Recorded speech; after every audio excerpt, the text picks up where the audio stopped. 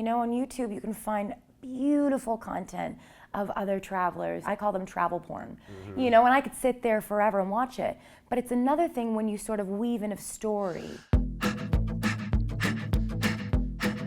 In 2014, at the height of her show Pretty Little Liars, Shay Mitchell made a bold move as an actor by launching her own YouTube channel. The channel features everything from beauty tutorials to vlogs, but Shay's real passion lies with her travel series, Shaycation. When you watch it, you might think that you have this huge team with you. Who is on the ground with you? Like, what does it take to pull off these shoots? You know, that was one of the most flattering compliments I got was when my Shaycation India was released. I had, you know, this brand contact me and say, we want to work together, you know, but I don't know, your team looks pretty crazy. That looked like a very expensive shoot. How many people are you traveling with? And I'm like, 4. You know, and they're like, what?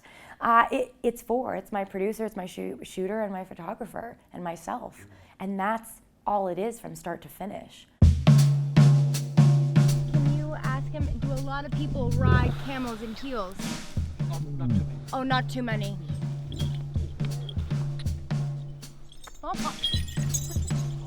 And we did it. Wow. Me and Hira. Was there one particular story where, you know, just everything went wrong and just to get that was so difficult? Most recently when I was in Qatar, we were out shooting in the desert and our car got stuck. And then we had another car come and take us away, and that car got stuck. And then it was just like, this is crazy. You know, to get this Instagram photo that I thought was so innocent was gonna take an hour tops, ended up being, you know, we're like, are we ever gonna get out? Sometimes, you know, you get these crazy things that happen and you have to be one of those people that can just kind of take whatever comes. You kind of were at the forefront of doing this, of being an actor and opening your world up to YouTube.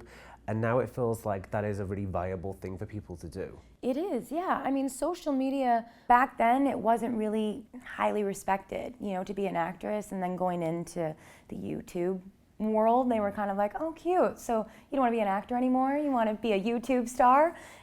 To which I was like, no, but you know, I've done a lot of endorsements and I'm realizing that this is a trend of where a lot of brands and marketing are going to be paying attention. I mean, look, Will Smith jumped on board, The Rock came on board. There's a fine line between YouTuber and actor. I was not here 8 years ago. You know, I was working as a bottle service waitress in Toronto. I stick with what feels right to me because at the end of the day, if I'm passionate about it, that's really all that matters to me.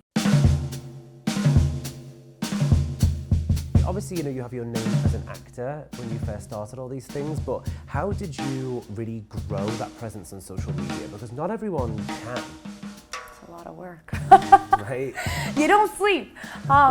You know, I guess I just had this idea and a strong definition of what my brand was and what I wanted to put out there. And truly it was to live life to the fullest. And I wanted that to kind of come across in everything that I did. So back in the day when, you know, when people would say, but what are you? Do you want to get into food? Do you want to get into fitness? Or is it beauty? Or is it travel? But make up your mind. I couldn't. Why can't I do all of it? You know, I do all of it. I got a blister, but I just think that shows the effort that went into my paddling. Burned off those honey donuts. You recently published a video on a trip that you did to Jordan to go and visit a Syrian refugee camp. It's very different to a lot of other stuff on your channel. Why did you want to tell that particular story? The one thing that was one of my missions going into the YouTube world was that I wanted to also produce and put out content that was important to me and that I thought needed to be more out there and to bring awareness to certain causes that were important. Does that video do as well as, you know, my first makeup tutorial does? No, of course not. But at least even getting that amount of people to see and maybe speak about it and have their own conversations and maybe look in and do their own research about it, that's what I want.